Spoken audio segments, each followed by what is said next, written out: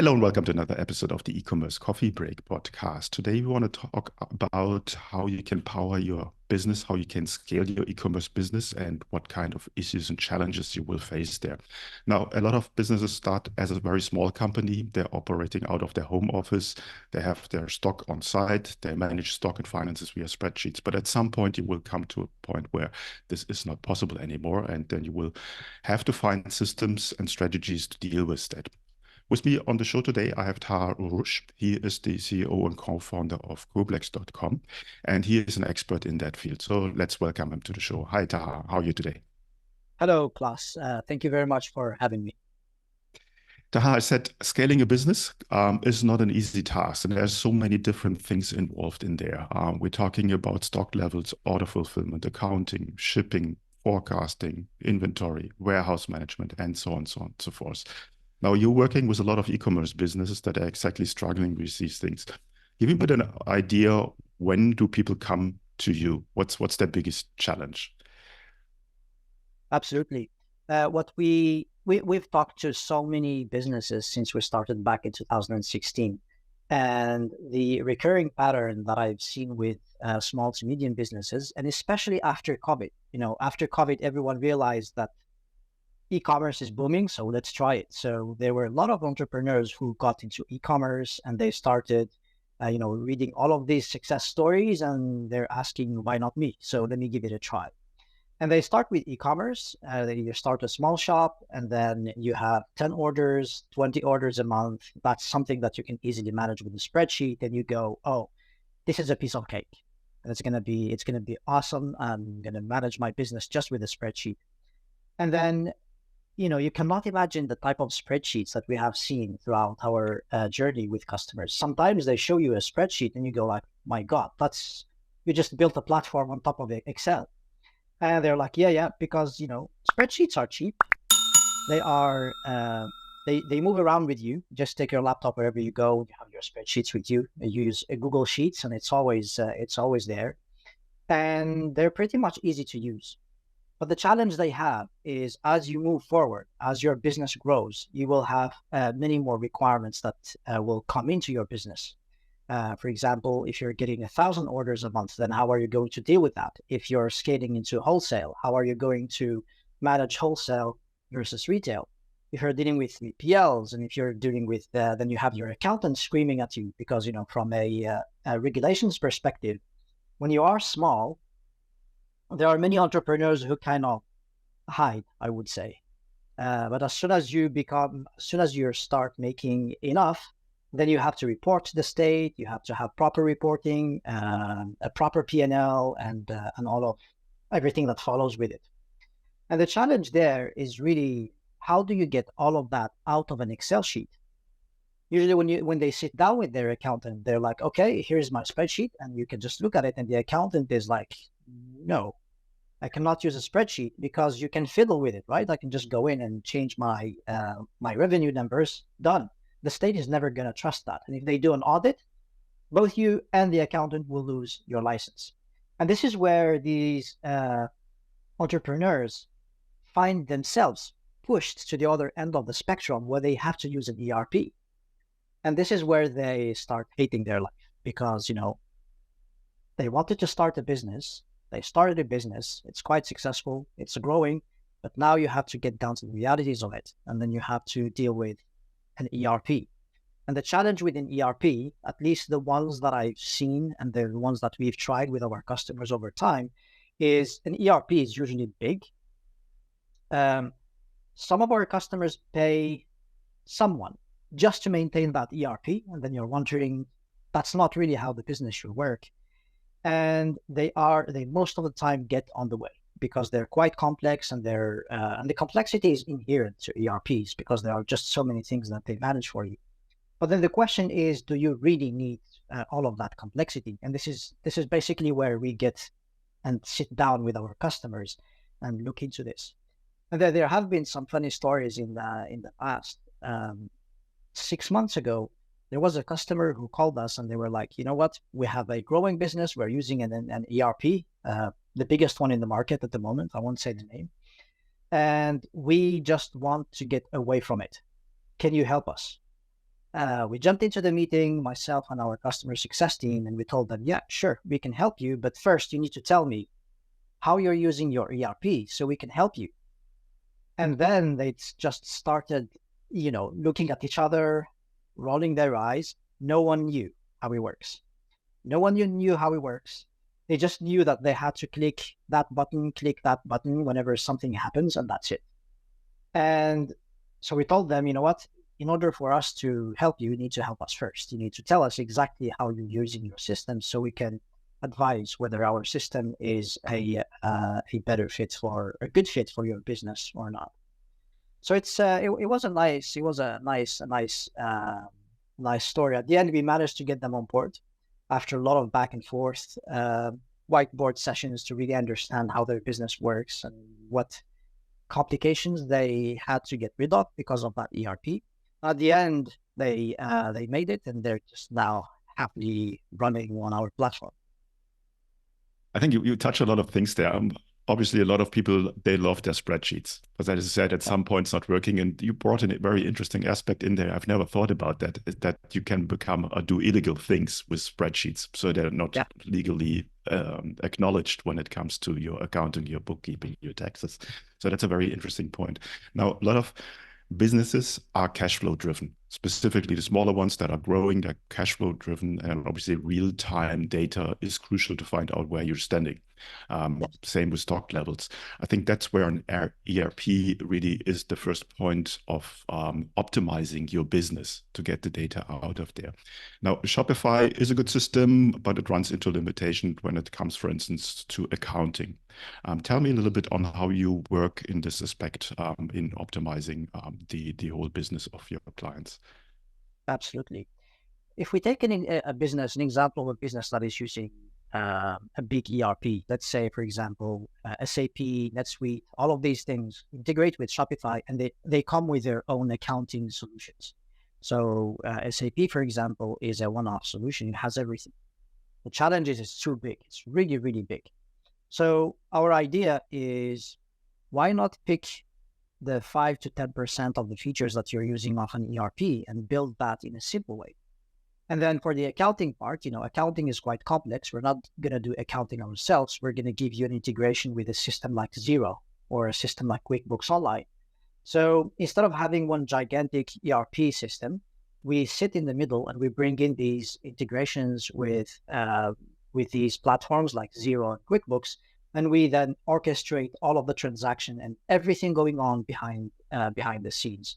So if you take, for example, a Shopify merchant, today you can connect Shopify directly to QuickBooks, you might say. What stops me from just going from Shopify to QuickBooks? Job done. That is a good point, and that's going to work. The only thing is you will only get one side of the story, because the sync between Shopify and QuickBooks will take all of your invoices, all of your sales, and all of that will take care of that. But then you're missing the other half of the story, which is the procurement side of things. How do you deal with your purchase orders? How do you deal with your transfers across warehouses to your 3PLs and things like that? Shopify can allow you to do this, but it does not have it's lacking the accounting, the auditing features that would allow you to trace back any unit that, for example, moved from one warehouse to another warehouse or from your warehouse to the 3PL, and on all those type of transactions. Mm-hmm. Makes perfect sense. And a lot of merchants nowadays go into multi-channel, go into B2B, run a system where they're online, but also have brick and mortar stores. And things really become complicated when it comes to stock management. Now, I understand your system is about efficiency, about reducing cost, simplification in a nutshell. When a customer comes to you, what's the first thing you look at? When they first come to us, we first look at where do they sell? Because at the end of the day, that's the most important part of their business. So we have to make sure that whatever they're doing on that side is something that we can actually work with. And we recently, there was a tendency to come across a lot of these small to medium businesses that actually sell across multiple Shopify channels. Many of them actually have multiple Shopify stores. And you have entrepreneurs sitting on Shopify, sitting on Amazon, sitting on eCommerce, all at the same time. So the first thing we do is we try to assess the situation to see whether this is actually something that can work. And very often it happens that we actually find that they can optimize their systems. And these optimizations come in form, for example, if you're managing multiple Shopify stores, you will need to, when you enter your product, when you create your products, when you're managing your media files and so on and so forth, you have to do it across all of your Shopify stores. And this is one optimization that you can make, where if you had a central system where you could just upload the product images and enter the description and all of those things that go with the product, then they just automatically appear on all of your connected channels. That would be the first thing we do. So that's the first improvement that we always make, especially with with customers who come in from Shopify running multiple stores. For those that run a single store, one of the recurring issues that we see is they're lacking the procurement side of things. When we ask them, okay, how do you record your purchase orders today? How do you tell your accountant that, hey, I just received this much value in terms of assets? How do you record that in Shopify? And the way they do it, they take a CSV, upload it to Shopify. But then you ask, okay, where's the traceability? How do you control your cost? How do you compute your cost? And that's when things start really getting to an interesting discussions, if you like, because then they realize that they actually not doing the right things. So this is also something that we do for these type of businesses. Mm-hmm. I have been in that situation with uploading CSV and then getting in trouble with my accountant because things were just not working out. Yes. It's very difficult. There's so many different moving parts in there. Yes. And obviously you want to know, are you profitable or not? And if you get this first step wrong, you will not be able to tell if you're profitable or not. Now, let's talk a little bit about demand forecasting and analytics, business intelligence overall.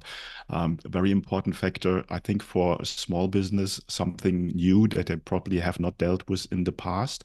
How does your system help with that? That's an excellent question. Usually when it comes to BI, when it comes to forecasting and things like that, people usually look at the financial side of things, like doing, cash flow analysis, cash flow forecasting, and on all of those financial analysis. The missing part is, how does that translate into your assets?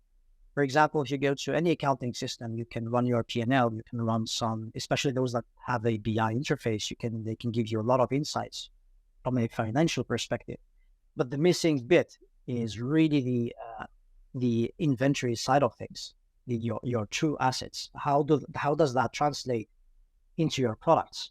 When you're looking at the number, you're looking at top line, and you're looking at a bottom line, you have an idea whether your business is profitable or not. And where we would come in is we would tell you, hey, that category of products is probably something you need to get rid of because it's not working.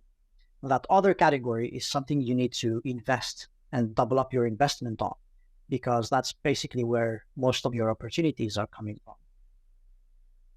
So it's really creating the ties between the financial side of things, the financial reporting side of the story, with the back-end operations side of the story, tying things up again to your purchases, to your transfers, to everything that happens on a day-to-day basis, basically. Mm-hmm.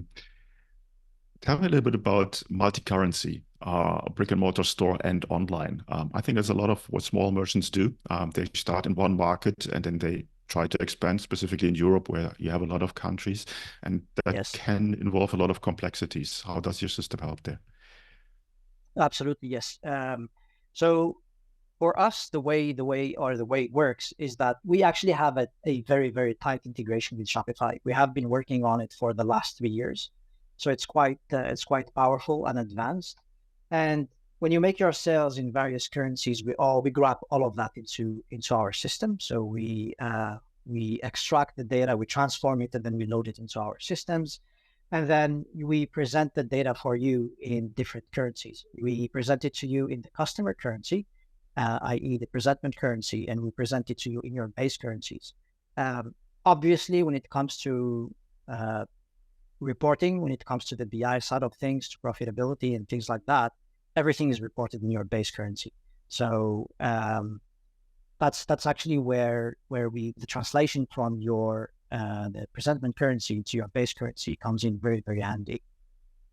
Do you have an example of one of your customers, and you don't need to name them, on what kind of results they got, what kind of more revenue, more profit they got out of by switching to a proper ERP system coming from a spreadsheet? Yeah. Yes, absolutely. Absolutely. There was, and he is still with us. There's a customer in the US they're selling, they're selling like door frames and things like that. And they're using Shopify and Shopify point of sale. And I remember I had the chat with them. They have been with us for a couple of years now.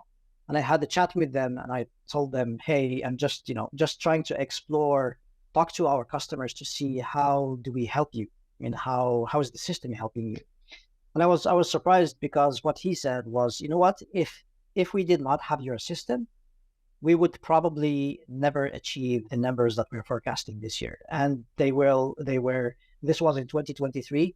They were well into their target of making $18 million GMV. So, and for him, then I asked, how did we really help you?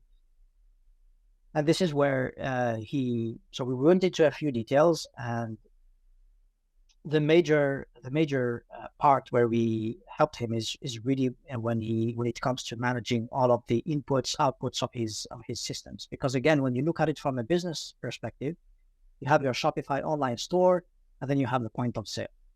But that's just too easy to be true. That's not how a business runs. It's not just a Shopify app store and a point of sale. That's just the tip of the iceberg. When you get into it, then you see that there's actually a lot that goes on behind the scenes that you don't see on Shopify or in your point of sale. Again, Shopify is really, really good when it comes to the front end. In fact, we have customers coming, for example, from eCommerce, and we move them to Shopify because, there is no reason why you need to manage your servers and things like that. Just go to Shopify. They give you everything for free. Well, not for free, but pretty much for free if you compare it to what you have to spend on a WooCommerce store. But then, as soon as you start using it, as soon as you start growing, you realize that whatever Shopify offers, for example, in terms of inventory management, in terms of purchasing and so on, is not enough. And this is where you need something else to help you with that. Yeah, no, 100% agree. Shopify is a good starting point, is a good front end. You're 100% right with that, but the business involves so much more. Now, I think a lot of listeners will be very interested and might be right now in a situation from leaving goodbye or saying goodbye to their spreadsheet, going to an ERP system. How does the onboarding process look like? What kind of homework do they need to do before they come to you? For the onboarding, we usually have an initial call. It's like first 30 minutes where we don't do any sell pitches and things like that. Sit down with the customer, look at their business, see whether that's something we can support or not. And if we can support that, they can jump into another call with our success team. And the discussion with the success team is really looking at their data, looking at the platform and helping them get started. And that's basically it. It's the minimum time the record I've seen is a few days. Customer comes in with all of their spreadsheets from their legacy systems or the spreadsheets that they built themselves. 2 days in, they're already operational with our platform. There are also customers where it takes more than 6 months because the business is just either too complex or there are too many people within that business that need to take that decision. So it might also take quite a long time, but that all depends on the business. From our side, customers usually get up and running within 3-4 hours of discussions. Mm-hmm. Who's your perfect customer? Are there specific industries or niches that you work more with than others? We actually work with pretty much any customers from any industry. Of course, we don't work with big customers. If you are making anywhere around $100 million a year, then our platform is probably not suited for you. You should probably go to something that is much bigger. anything below $100 million is a good customer for us. And in fact, our top two customers are making around $60 million a year. They're making, like, I remember this year when we had the chat with them around Black Friday, just around Black Friday, they made $4 million. And all of those transactions have gone through our systems. And of course, we sync everything to their accounting system, so you don't have to do it manually. You get everything from your accounting perspective. You get your sales, you get your cost of goods, everything that you need to put into your P&L to run your to basically get down to your bottom line. Mm-hmm. I think 60 billion is a goal that a lot of our listeners strive for, to reach that. How does your pricing structure work? We have a base plan at $149. We originally started just like what our competition does, where you have a base plan and then you pay per user, per seat, per location. But they realized, for example, if you're making your users pay per seat, they will probably share the username and a password, which is not secure at all. So they would write the password on a sticky note and poof, they put it on screen. If you want to use complex, here's the username and a password. So for us, we have a base plan. You get everything on it. I remember when we started, we had 3 plans where we had like a basic plan, then we had startup, and then we had enterprise. But then we realized that even if you're a small business, you might need features from the higher plan. That's actually when we decided, you know what, we're not going to make any plans. We have a base package where you get everything enabled for you, including BI, including everything. And then depending on how your order is successful, your price is going to go up. And the idea here, or what we currently have, is every 1,000 orders, you would pay $20 extra. That's it. And you get all the features. They all come in enabled in the base package. That's very straightforward. And I like the principle that you follow, that everything is included and you're not sort of slicing and dicing, and everyone needs to build their own solution. So that's a much better approach, in my opinion, as well. Before we come to the end of our coffee break today, is there anything that you want to share with our listeners that we haven't touched on yet? No, I think one advice that I always give to my customers, when they come in and they're like, oh, do we need your system? And I'm like, show me your spreadsheet. Is the spreadsheet working? If the spreadsheet is working, then don't overcomplicate your life, because you might get into you might think that, oh, by having all of these tools, you're going to have a peace of mind, thinking that that's actually how things will work and that those tools will help you. But it's usually not the case. So what I always ask our customers is try to focus on your business. And if the spreadsheet is working for you, just go on with it. But when you start feeling the pain that the spreadsheet is now turning into pain, that's where you need to invest into tools and into processes. Because at the end of the day, if you have the tools, you have the processes, and the business is not there, you're not going to last. Yeah, very, very true. And I think always, or I reckon it's for some of your clients, it's very difficult to leave their beloved spreadsheet and come to something new, but they will see the advantages of a proper system probably very, very quickly. Where can people find out more about you guys? They can either reach out to us via our website. There is a little get help widget at the bottom. They ping us there and someone will get back to them right away. And then we can schedule a 30-minute call to talk about their pains, and then we see how we can help them. Okay, I will put a link in the show note. Then you're just one click away, and I hope that a lot of our listeners will check it out. I think it's a good step to come from a manual process, spreadsheets, to something that helps you much more in your business.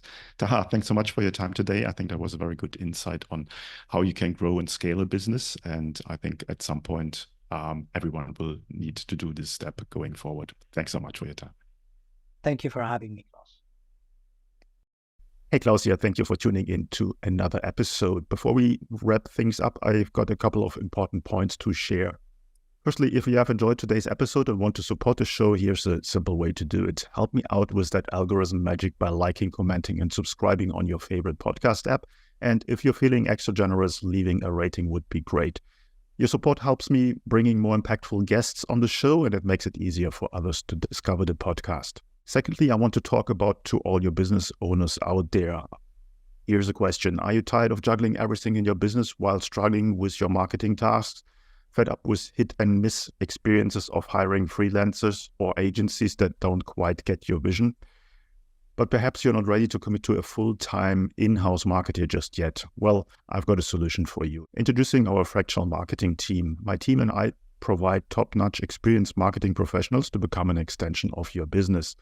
Not only will they save you up to 50% on cost compared to traditional hires, but they also take care of all this time-consuming, repetitive and complex marketing tasks that have been holding you back. And this way you can concentrate on what truly matters, the core of your business. To learn more about how we can help you to scale up your online sales with a fractional team member, head over to our website, smart-ecommerce-marketing.com, or reach out to me directly and I'll get you the details. You will find the links in the show notes. Thanks for being a part of our podcast community, and remember, your support means the world to me. Until next time, see you then.